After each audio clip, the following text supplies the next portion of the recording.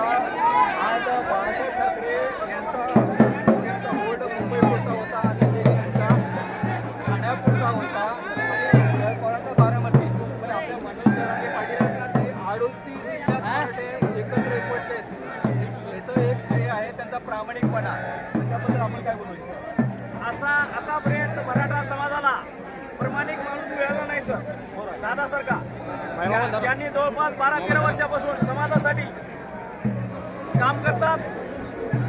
हे कधीच कोणाशी मॅनेज होणारे माणूस नाही.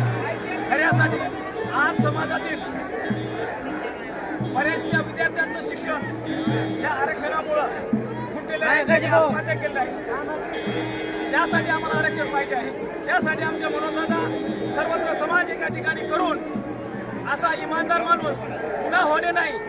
आणि यासाठी सर्वत्र समाज सर्व महाराष्ट्रातील कुठल्या विभागातून नाही. शरद पवार हे फक्त पश्चिम महाराष्ट्रापुरतं काम करणारे, ठाकरे साहेब मुंबई विभागापुरतं काम करणारे, शंकरराव चव्हाण फक्त मराठवाड्यापुरतं काम करणारे.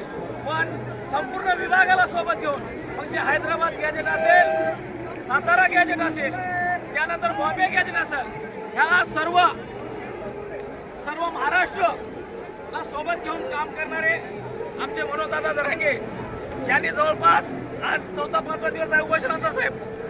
तरी लवकरात लवकर या सरकारने, हे सरकार एवढं निर्लज्ज सरकार आहे.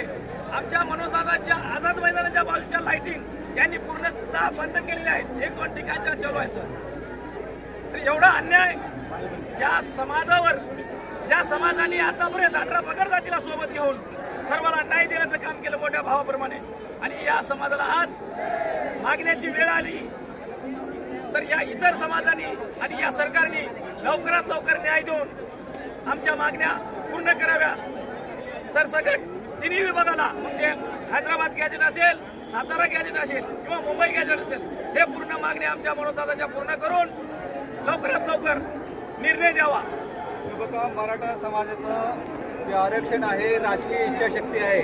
यात कायद्याचं काही नाही. जर 370 कलम सुटू शकतं, अयोध्या प्रश्न सुटू शकतो, तर हा प्रश्न एकदम काही क्षणात सुटू शकतो. फक्त राजकीय इच्छाशक्ती, ती म्हणजे केंद्रातील नरेंद्र मोदी यांनी छोट्या छोट्या गोष्टीत जर तुम्ही लक्ष घालता तर एवढा समाज आज आझाद मैदानात येतोय.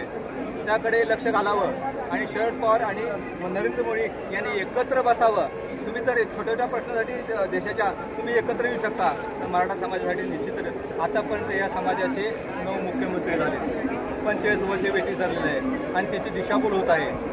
आणि ह्या समाज आता कंटाळलेला आहे आणि ह्याचा फार अंत न पाहता आरक्षण देणं गरजेचं आहे. कारण का तर एक ग्रामीण भागात बघायला गेलं तर फक्त 2% मराठा श्रीमंत आहे, 98% मराठा श्रीमंत नाही. बघ, कारण का तर मी 2016ला संत दामाजी कारखान्याचे चेअरमन, संस्थापक चेअरमन, त्यांना मी प्रश्न विचारला होता की मराठा आरक्षणाबद्दल तुम्हाला काय वाटतं.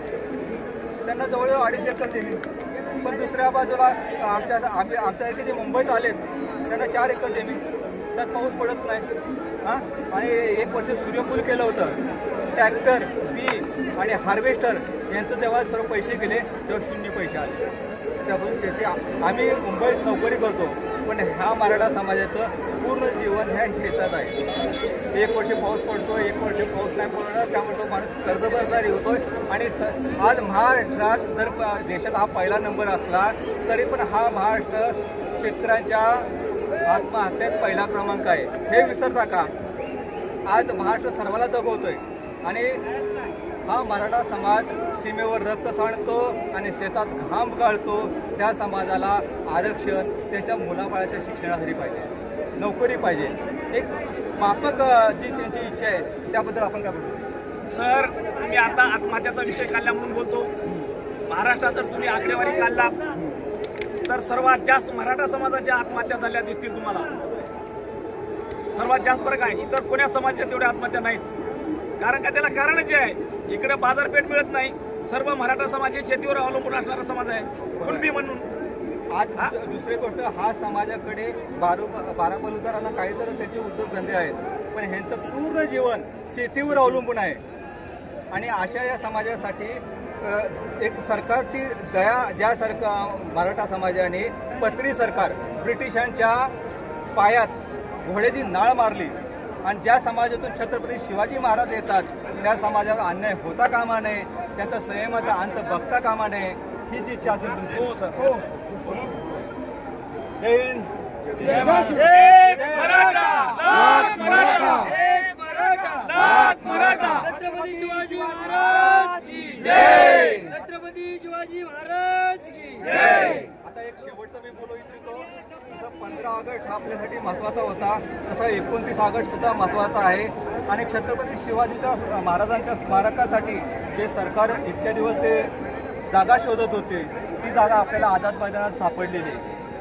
आणि मराठाचं आरक्षण तर 100% आपल्याला मिळणारच आहे.